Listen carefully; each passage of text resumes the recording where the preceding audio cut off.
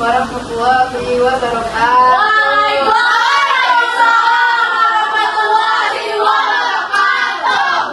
Alhamdulillahirabbil alamin. Nahmaduhu wa nasta'inuhu wa nastaghfiruh wa nu'minu bihi wa nusta'inu wa nasta'inu. Allahumma shalli ala Muhammad. Alhamdulillahirabbil alamin. Segala puji hanya Allah Subhanahu wa taala yang telah memberikan kita nikmat iman, kemudian nikmat kesehatan sehingga pada saat ini kita masih diberikan berkumpul saat ada kata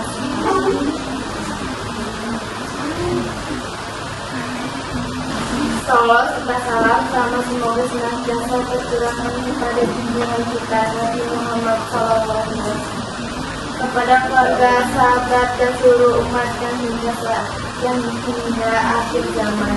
Hadirin yang dirahmati Allah, pada kesempatan kali ini izinkan saya menyampaikan sebuah ceramah dengan judul keikhlasan.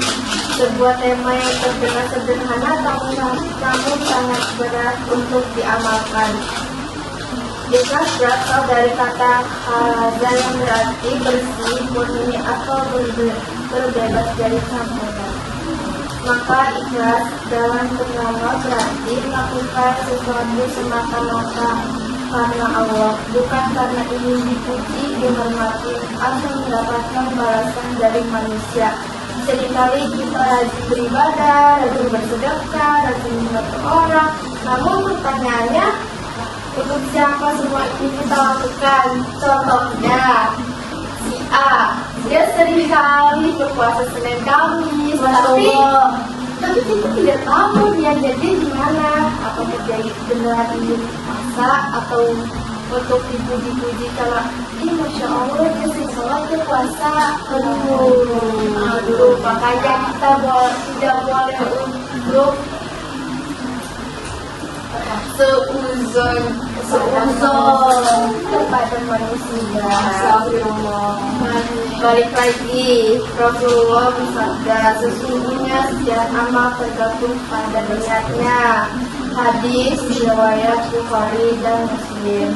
Hadis ini mengingatkan kita bahwa nilai sebuah amal bukan terletak pada besar perbuatan, tetapi pada niat dibaliknya. Hadirin sekalian, ikhlas bukanlah perkataan yang mudah. Ikhlas itu berat, semut hitam di atas batu di malam yang gelap. Ia sangat halus, sangat hambar, dan seringkali tanpa kita sadari tercampur oleh rasa ingin dipuji. Kadang kita merasa ikhlas, tetapi saat kita dihargai kita rasa kecewa.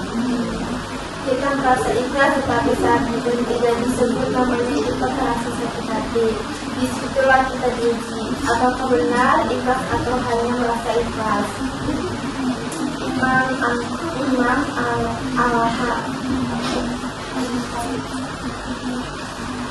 Imam Al-Ghazali pernah menyatakan bahwa ikhlas adalah amal hati yang paling berat karena musuhnya adalah diri kita sendiri. Hadirin yang dimuliakan Allah, hadirin kita hanya diuji saat kita beribadah di masjid, tetapi juga dalam kehidupan sehari-hari. Ikhlas seorang ayah ketika bekerja keras dalam demi keluarganya. Ikhlas seorang ibu merawat anak tanpa menghargai balasan. Ikhlas seorang guru dan mendidik murid-muridnya. Ikhlas seorang anak dalam berbakti kepada orang tuanya. Bahkan kasih kepada sesama pun bisa beribadah jika dilakukan dengan ikhlas. Allah SWT pernah berfirman, wa ma umiru illa liya'budullaha mukhlisina lahu ad-dina hunafa'a wa yuqimuna as-salata wa yu'tuna az-zakata wa dzalika dinul qayyimah. Padahal mereka tidak dipertanyakan kecuali untuk beribadah kepada Allah dengan menunjukkan ketaatan kepadanya.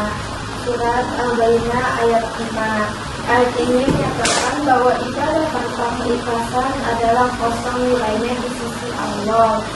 Hadirin sekalian, ada beberapa tanda yang orang ikhlas dalam beramal. Yang pertama, tidak menjadi tujuan manusia, baik baginya cukup untuk Allah yang tahu. Yang kedua, tidak kecewa saat tidak dihargai karena ia tetap berjuang karena ia tidak bekerja untuk manusia. Dan yang ketiga, tidak berbuat baik meski disakiti karena tujuannya bukan balasan dunia. Dan yang keempat, tidak membagikan amalan dengan orang lain karena fokusnya hanya pada Allah SWT. Orang yang ikhlas akan merasakan ketenangan karena hatinya tidak tergantung pada nilai manusia. Hadirin yang dirahmati Allah, keikhlasan akan melahirkan banyak kebaikan. Amal yang kecil bisa menjadi besar di sisi Allah jika dilakukan dengan ikhlas. Sebaliknya, amal yang besar bisa menjadi sia-sia jika dipenuhi riya dan pamer. Orang yang ikhlas hidupnya lebih ringan karena tidak sibuk menjaga citra. Ia berbuat baik tanpa beban, bersabar tanpa banyak keluhan, dan bersyukur tanpa menunggu ujian. Hadirin yang berbahagia, marilah kita senantiasa memperbaiki niat kita. Janganlah lelah untuk meluruskan hati karena keikhlasan bukanlah sesuatu yang datang sekali lalu selesai, tetapi sesuatu yang harus dijaga setiap saat. Semoga setiap langkah kita, setiap amal kita, setiap saudara kita benar-benar dilakukan karena Allah SWT. Amin ya Allah.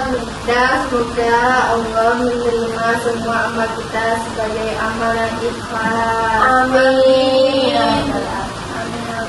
Mohon maaf apabila ada kesalahan kata dan saya terjadi. Assalamualaikum warahmatullahi wabarakatuh. Waalaikumsalam.